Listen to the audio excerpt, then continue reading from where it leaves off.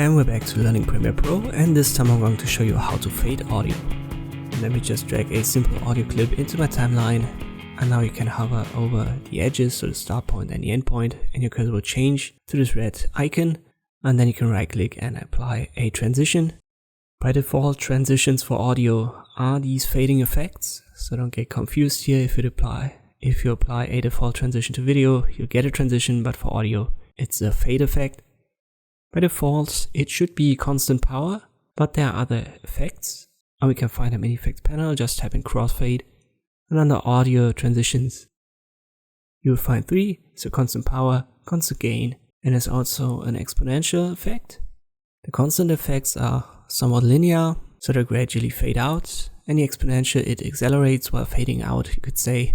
Best way to compare them is to just apply them to the specific audio that you've got and then pick the one that you like best. By the way, you will find the effects menu on the window and also the effect controls that I'm using here to show you this effect. So if you can't see these menus, just go to window and click on them. You can also change the default for your audio. You can see this blue box around the constant power. And if I right click on this icon and set the exponential to default, I now have this one. Every time I right click on my audio file and apply a default transition for audio. You can change the duration of it by double clicking on it.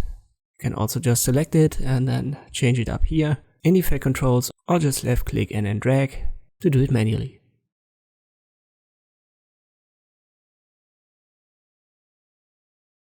And this is how you can fade out audio in Premiere Pro. Thanks for watching, and I'll see you next time.